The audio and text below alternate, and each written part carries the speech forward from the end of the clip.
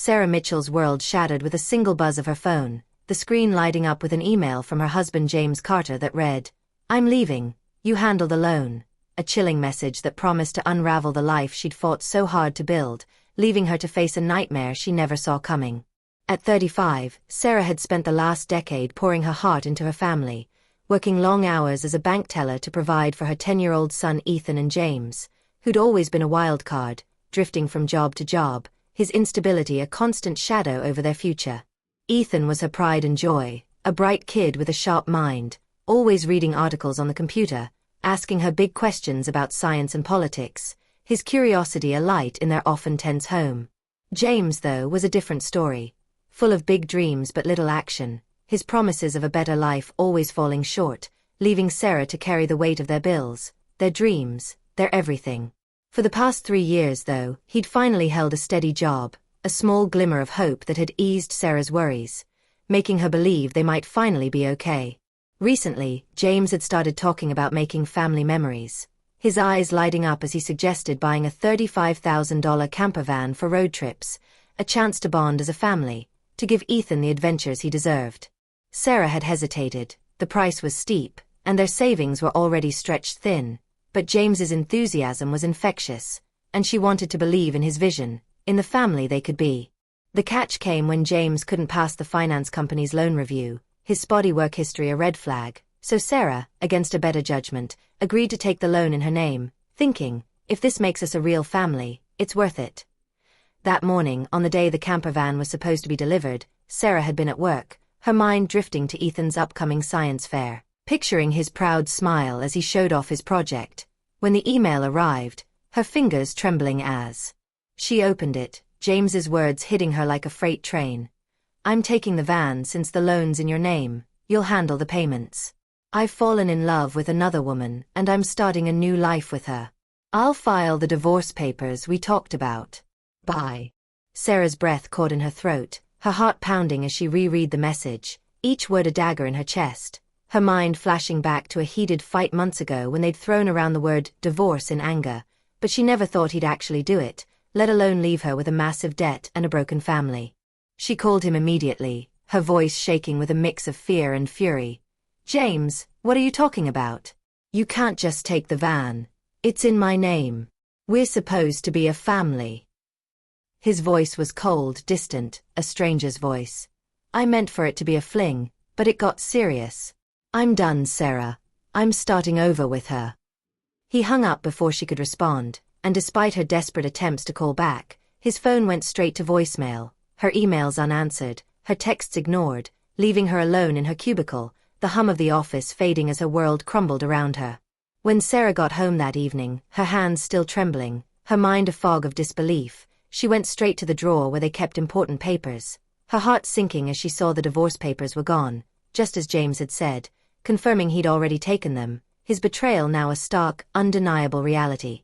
She sank onto the couch, her head in her hands, the weight of the $35,000 loan pressing down on her like a boulder, her savings already stretched thin from years of supporting James's failed ventures, her future now a gaping void of debt and uncertainty. Ethan, noticing her pale face as they sat down for dinner, set his fork down, his big brown eyes full of worry, his voice soft but firm. "Mom, what's wrong? You haven't been eating much lately. Are you okay?" Sarah forced a smile, her throat tight with unshed tears. "I'm just tired, sweetie," but Ethan's gaze sharpened, his tone serious. "When people lie, they look up to the right. Lying is bad. I've noticed Dad hasn't been home for 3 days. Did something happen between you two?" Sarah's heart skipped a beat, startled by his sharp words, her son's intelligence a double-edged sword. She couldn't hide the truth anymore, not from Ethan, who deserved to know why their family was falling apart, why his father had abandoned them. She took a deep breath, her chest aching with guilt, her voice breaking as she spoke. "Ethan, your dad. He left us. He met another woman and took the camper van we bought. The loan is in my name, so I have to pay for it, and he's filing for divorce." Ethan's face stayed calm, but his eyes darkened, a flicker of pain beneath his steady gaze. "I see, it's just like Dad to do something like that. I kind of knew it was coming from how things were going." Sarah's heart shattered at his words. Ethan was only 10, but he spoke like he'd seen the world's worst, and though he seemed unbothered on the surface, she knew he must be hurting deep inside, her guilt growing as she silently apologized to him, vowing to protect him from the fallout of James's betrayal, her mind racing with questions she couldn't answer. How would she pay the loan? How would she keep their home? How would she face the future as a single mother with nothing but debt and a broken heart? Sarah Mitchell's knees buckled under her as she tried to stand during a mandatory training session at the bank, her vision blurring with black spots as the weight of James Carter's betrayal and the $35,000 camper van loan crushed her spirit, her body collapsing to the floor in a heap, a chilling sign that the nightmare he'd left behind was breaking her in ways she couldn't outrun. The past few days had been a descent into chaos, her mind trapped in a loop of James's cold email. "I'm taking the van, you'll handle the payments," and his confession of an affair, the words replaying like a cruel song she couldn't stop, each note a reminder of the life he'd stolen from her and Ethan, their 10-year-old son. Sarah had tried to keep going, to be strong for Ethan, but every unanswered call, every ignored email, every night spent staring at the ceiling, wondering where James was, had chipped away at her strength, her health crumbling under the strain of betrayal and fear. She'd barely slept, her appetite gone, her body trembling with exhaustion as she dragged herself to work each day, the hum of the office a distant buzz against the storm in her mind, her colleagues' voices fading as she hit the floor. "Sarah, are you okay? Can you hear us?" Their concern a faint echo as darkness swallowed her.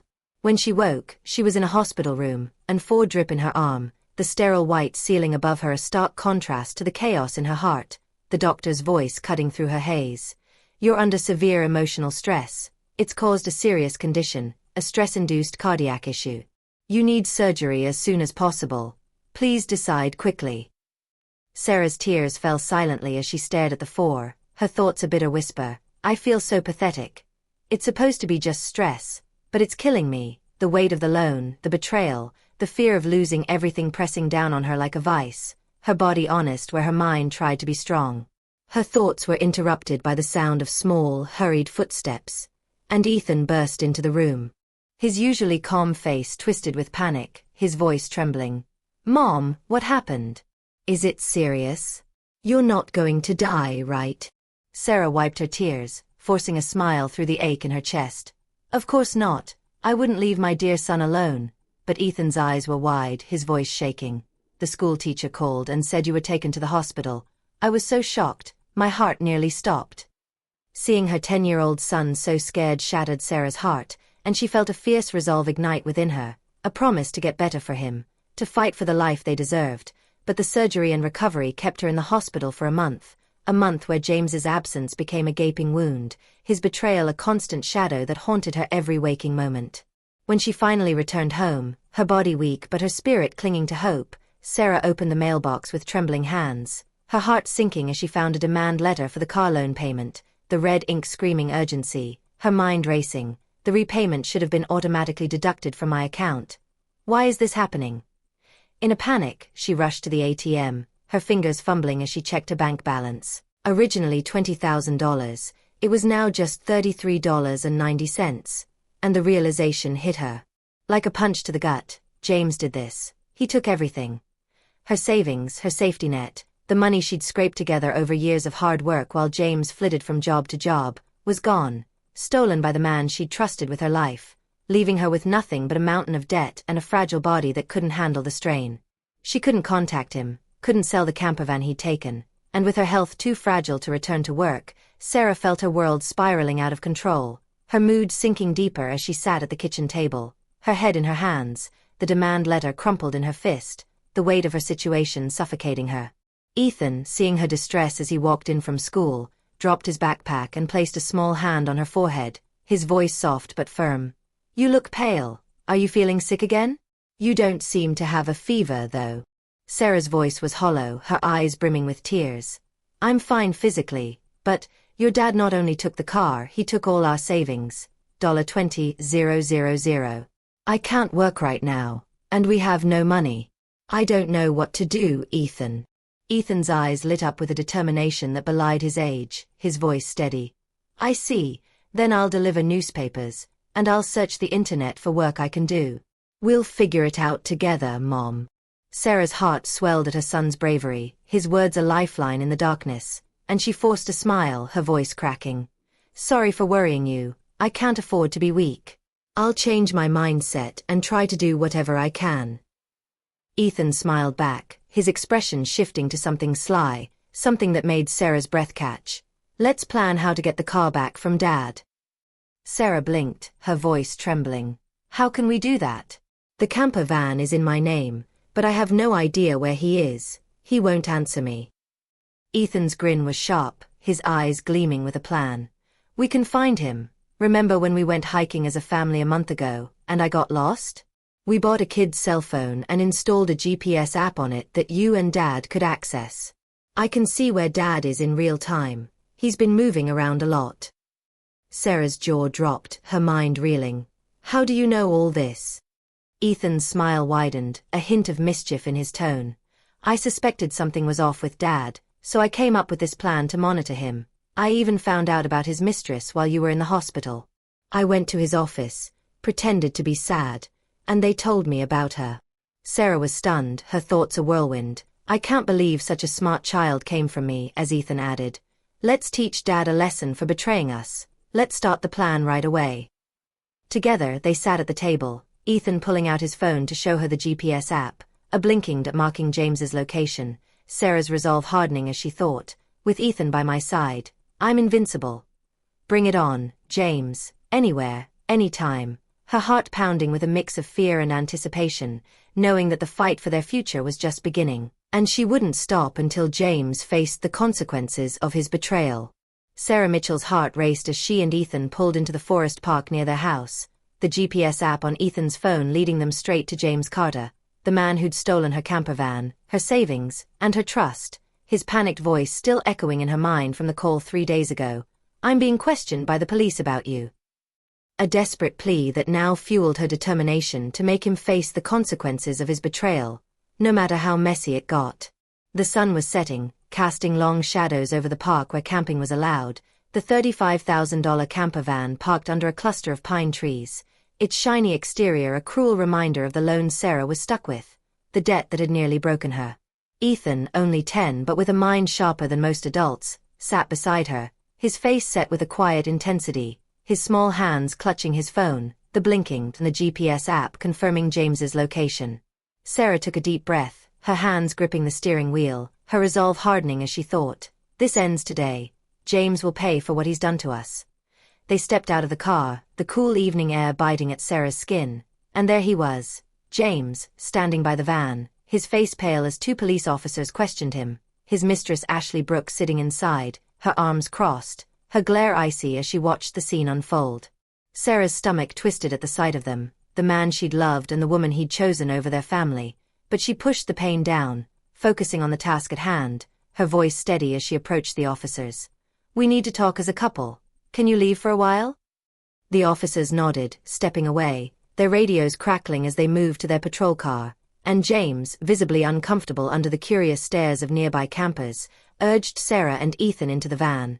Let's talk inside, people are watching.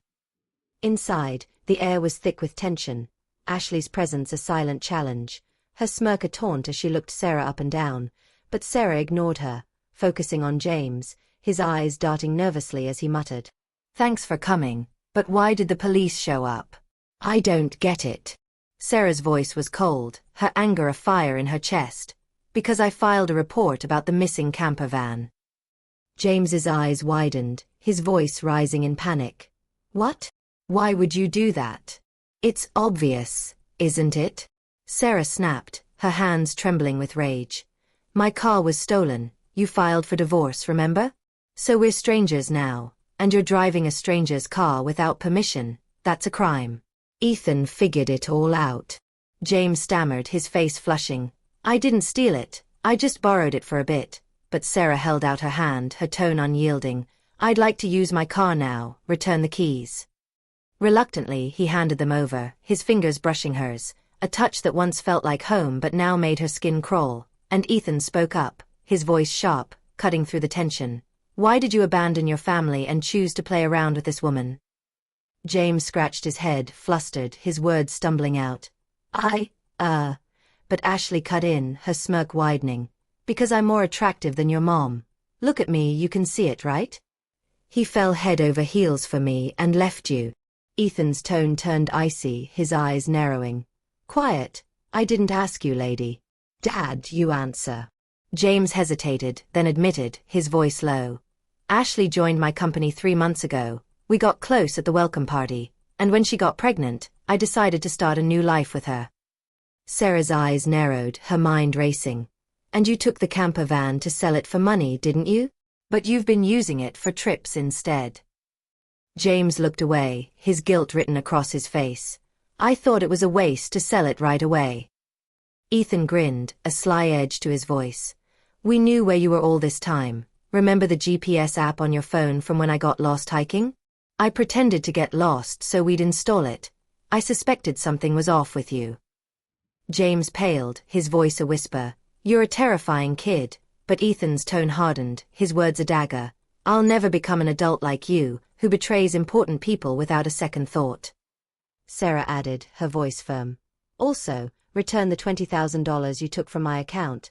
That was my savings, not ours, since you never held a job long enough to save anything. James scoffed, his defiance weak. I don't have to return it, but Sarah's voice was a steel blade. You stole my car and my money. That's a serious crime. I only sent the police away to talk. I'm not withdrawing the complaint.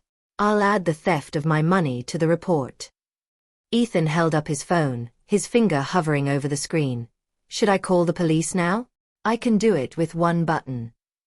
Ashley, who'd been watching with a smug expression, tried to bolt from the van, but froze with a scream.